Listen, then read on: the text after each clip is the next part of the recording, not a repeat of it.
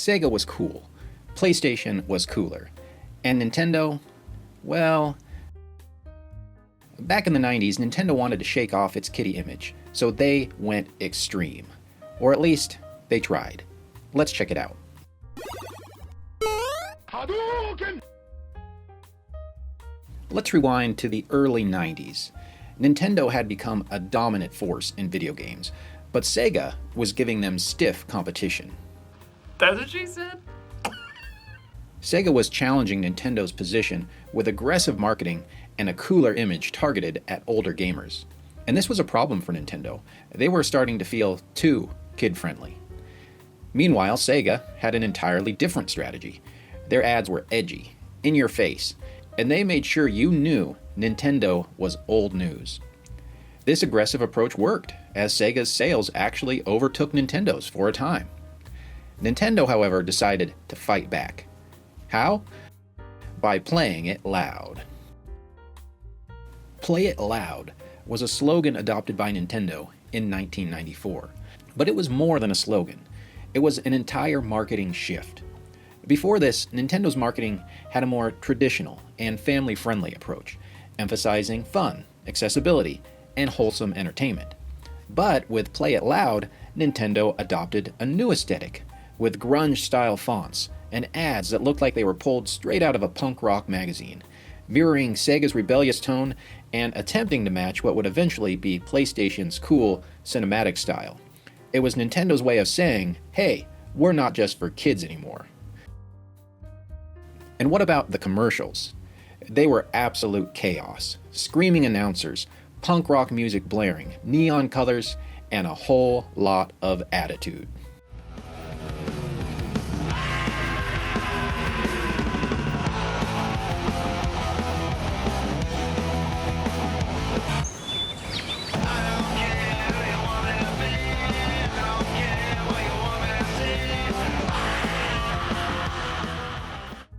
Clearly, Nintendo was conveying that this is the type of attitude that lets your mom know you'll take out the trash whenever you feel like doing it.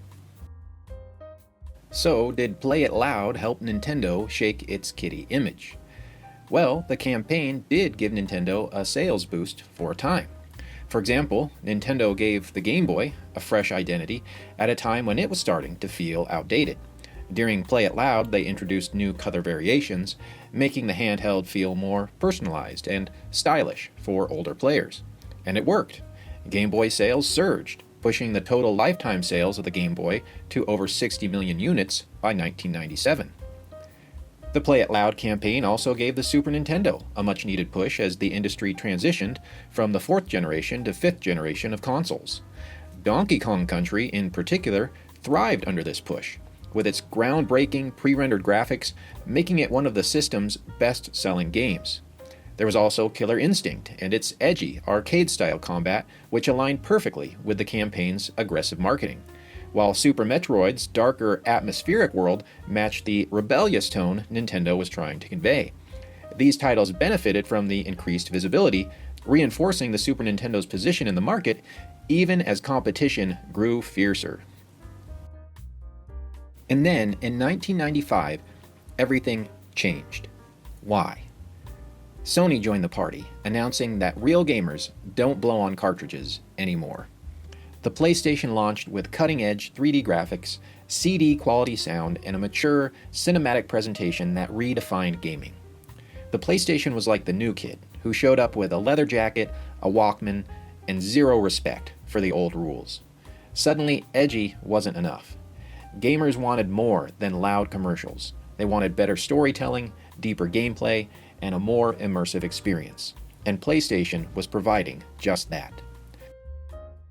Despite this shift in the gaming landscape, Nintendo stuck with the Play It Loud campaign, doubling down on its aggressive and chaotic marketing style.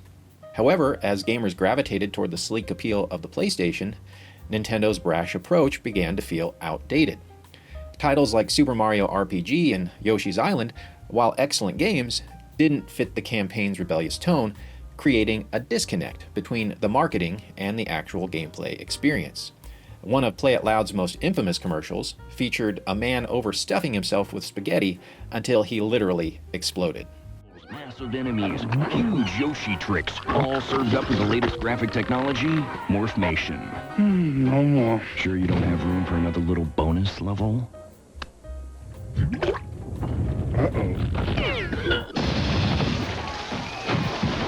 Super Mario World 2, only on the Super NES. Still the big one. This was a bizarre and off-putting moment that left many wondering what Nintendo was thinking. Earthbound, another Super Nintendo title released during this period, also suffered from this marketing approach. Its quirky, humorous RPG mechanics and unconventional story were mismatched with Play It Loud's teenage boy tone. The game's infamous tagline, "This game stinks," along with scratch and sniff advertisements, failed to resonate with audiences, contributing to its poor initial sales and mixed perception at the time. The over-the-top, grotesque nature of some of these ads alienated older gamers who were beginning to take gaming more seriously, making Nintendo seem more out of touch rather than cutting edge. Mercifully, by the time the Nintendo 64 came around, the Play It Loud campaign had been phased out. Nintendo realized that simply being loud and rebellious wasn't enough to compete with PlayStation's more sophisticated image. Nintendo moved on to a new marketing strategy: get in or get out. Instead of trying to be edgy, Nintendo just did its own thing. They leaned into what made them unique: innovative hardware, strong first-party games, and a gameplay-first attitude. This moment in Nintendo's history may very well mark the beginning of their shift away from directly competing with their rivals' strengths. Nintendo embraced their own identity, prioritizing fun and accessibility over edgy marketing and power battles. Yes, the Play It Loud campaign was a weird but important moment in Nintendo's history. It was a time when they were trying to chase a trend rather than setting one. And while Nintendo couldn't keep up the charade of being something they were not, it did help the Game Boy and Super Nintendo stay relevant for a few more years. In a way, the Play It Loud campaign has lived on. Nintendo kept experimenting with bold designs, customization, and different marketing shifts. This paved the way for successes like the Nintendo DS, the Wii, and the Nintendo Switch, proving that Nintendo thrives when it embraces what makes it unique rather than trying to be like the cool kids. I guess you could say, in the end, the Play It Loud campaign taught us a very important lesson. Acting cool is like a bad haircut. Everyone can tell you forced it. Cool isn't something you shout, it's something you are. Now, if you'll excuse me, I have to go get a haircut. So what do you think? Did Play It Loud make Nintendo cooler, or was it just a weird phase? What other marketing campaigns are awkward in hindsight? Let me know your thoughts in the comments below. And if you enjoyed this content, well, you know what to do. Thanks for watching, and happy gaming, my friends.